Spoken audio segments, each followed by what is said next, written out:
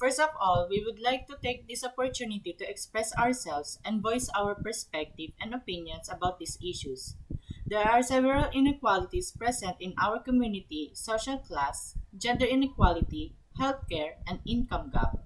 As the President of the Philippines, I am aware that these have acute negative impacts in our society, such as physical and mental illness and violence. I will also increase our social security and give moral support to poor and middle class people.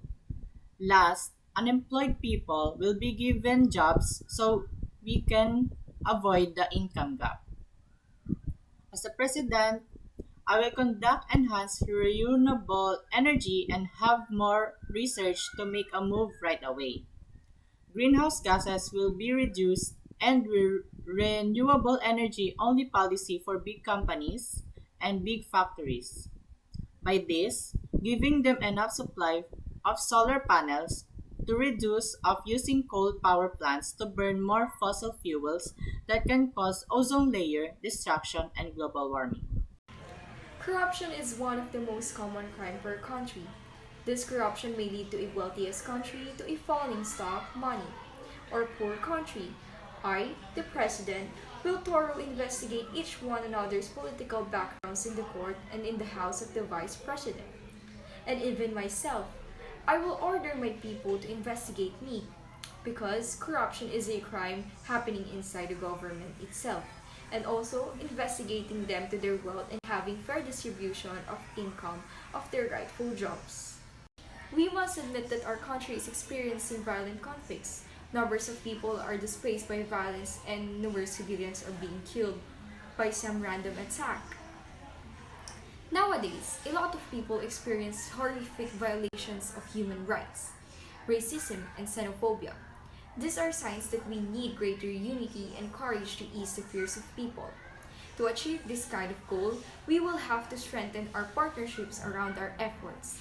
I will launch an Action for Peacekeeping initiative to deploy greater support for stronger and safer peacekeeping mission. People begin to live in a tighter circle and miss the routines that we always take for granted. The pandemic brought us a massive impact to both lives and livelihood. We will support vaccination programs since this will prevent the spreading of the virus. And as for the virus, we would like to focus more on the vulnerability of the virus and find ways to lessen the difficulties of our society that has been facing since the very beginning of this pandemic. For health, we would like to conduct a monthly checkup to each community that is mostly affected by the virus, and if possible, probably every place, especially the secluded areas in the Philippines. We will provide shelters, food, and protective gear to homeless people for them to be safe and comfortable. As well as their health, it needs to be monitored, for they are one of the most vulnerable from this pandemic. Healthcare should be free to everyone, especially now that we are experiencing with this crisis.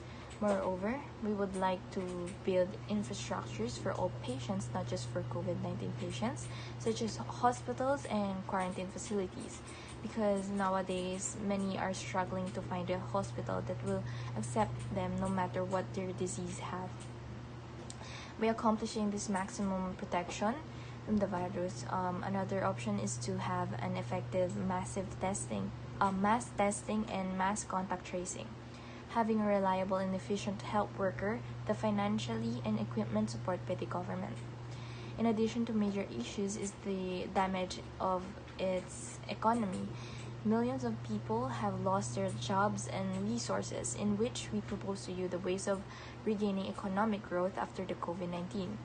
This is to survive in the new normal. First and foremost, we would like to launch a drive to teach, retrain employees to restore an inclusive and productive economy. The second goal is to maintain employment and boost productivity, but to do so, new financing for loans and grants to both large and small struggling businesses should be made accessible. Nevertheless, health comes first before anything else. In terms of educational reform, We must strengthen the youth's right to education. Many street children choose to work just to survive life instead of studying or acting depending on their age. Scholarship program that focuses on the poor. And as a whole nation, let us combat child poverty by putting an increased wage to these parents that is raising more than 5 children in one home.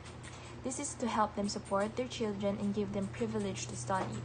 Also, since it is well known that our country is one of the least educated countries in the world, we will make additional school facilities happen to provide school for children, and especially children that has disadvantage in studying, and also for the soon to be teachers.